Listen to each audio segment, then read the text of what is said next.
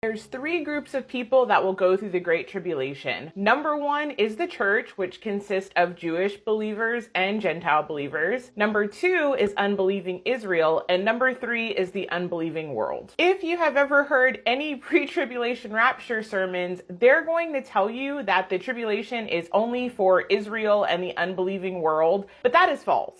It is true that the Old Testament emphasizes the time of Jacob's trouble. However, once you get to the New Testament, Jesus includes the church in that time as well in chapters like Matthew 24. And Jesus never mentions a pre-tribulation rapture anywhere in the Bible. So it's really important to know where this idea comes from, that the tribulation is only for Israel and the unbelieving world. It comes from a form of hyper-dispensationalism. And most dispensationalists teach that God doesn't deal with the church and Israel at the same time, that the church has to be removed off the earth before God can deal with Israel. But again, there's no Bible verses that say that anywhere. In fact, all you have to do is read the book of Revelation and you see Christians laying down their life all over the book. We see martyrs under the altar at the fifth seal asking for God to pour out judgment on those who have persecuted them. In Revelation 12:11, we see Christians that triumphed over the enemy by the blood of the Lamb and the word of their testimony because they did not love their lives so much as to shrink from death. And in Revelation 13, we see that the Antichrist actually has authority to reign for 3.5 years.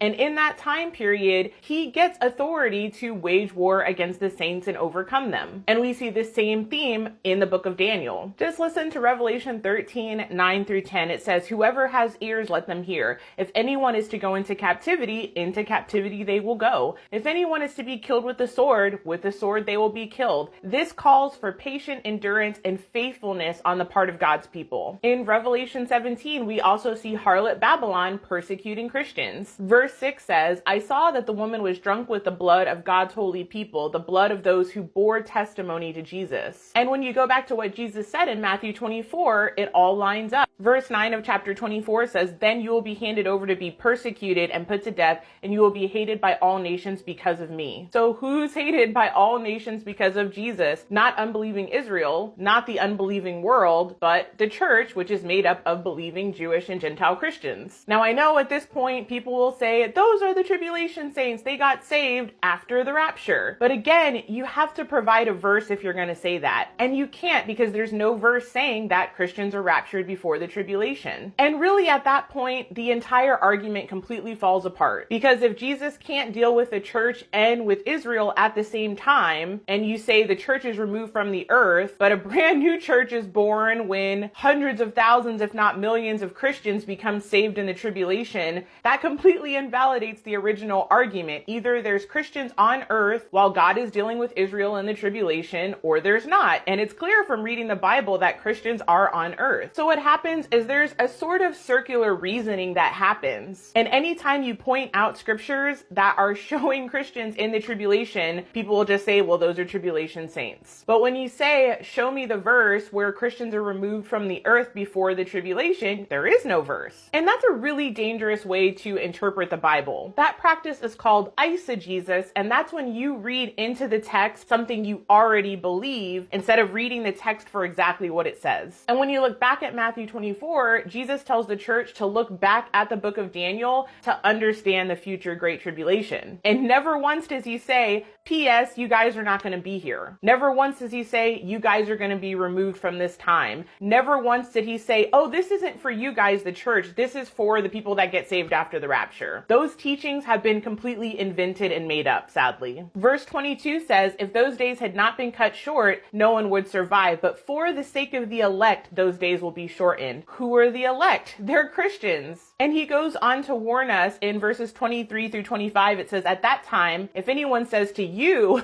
look, here's the Messiah, or there he is, do not believe it. For false messiahs and false prophets will appear and perform great signs and wonders to deceive, if possible, even the elect. See, I have told you ahead of time. So Jesus is literally telling us as Christians, we're going to be here when the Antichrist shows up. We're going to be here when false prophets show up. But then he goes on to say in verse 29, immediately after the tribulation of those days, the sun will be darkened and the moon will not give its light. The stars will fall from the sky and the heavenly bodies will be shaken. Then will appear the sign of the Son of Man in heaven, and then all the peoples of the earth will mourn when they see the Son of Man coming on the clouds of heaven with power and great glory. And Jesus goes on to describe his second coming with all the verses that are usually attributed to the pre-tribulation rapture. Matthew 24:36 says, "But about that day or hour no one knows, not even the angels in heaven, nor the Son, but only the Father." That's referring to the second coming. Matthew 24:37 through 39, "As it was in the days of Noah, so will it be at the coming of the Son of Man." That's not referring to a pre-tribulation rapture. That's referring to the second coming that he just said happens after the tribulation of those days. Matthew 24:40 through 41, "Two men will be in the field, one will be taken and the other left. Two women will be grinding with the handmill, one will be taken and the other left." This is referring to the second coming that Jesus just said happens after the tribulation, not to a pre-tribulation rapture. Matthew 24:42, "Therefore keep watch, because you do not know on what day your Lord will come," referring to the second coming. Matthew 24:44, "So you also must be ready, because the Son of Man will come at an hour when you do not expect him." Not to be redundant, but that's referring to the second coming that happens after the tribulation of those days, not to a pre-tribulation rapture. So if you really are honest about the text of Matthew 24 and the rest of the New Testament, you're going to find a single thread. There's no mention of Jesus removing the entire church before the tribulation. And even when you look at other authors like John, in 1 John 2:18, he says, "Dear children, this is the last hour, and as you have heard that the Antichrist is coming, even now many Antichrists have come. This is how we know it's the last hour." So John doesn't say, there's lots of Antichrist now, but when the Antichrist comes, you're not going to be here. He's talking to the church to prepare them for the Antichrist that is coming. And we see the exact same thing with the Apostle Paul in 2 Thessalonians 2:3 through 4. It says, "Do not let anyone deceive you in any way, for that day will not come until the rebellion occurs and the man of lawlessness is revealed, the man doomed to destruction. He will oppose and will exalt himself over everything that is called God or is worshipped, so that he sets himself up in God's temple, proclaiming himself to be God." So right there, Paul is letting the church know that they will see the Antichrist sitting in the temple and proclaiming himself to be God. And if you read the beginning of that chapter, he's saying that the coming of the Lord and our being gathered to him, which is what most people would call the rapture, will not happen until the great falling away and the Antichrist is revealed. So again, if you really look at the text of scripture, you are not going to find anything that indicates a pre-tribulation rapture.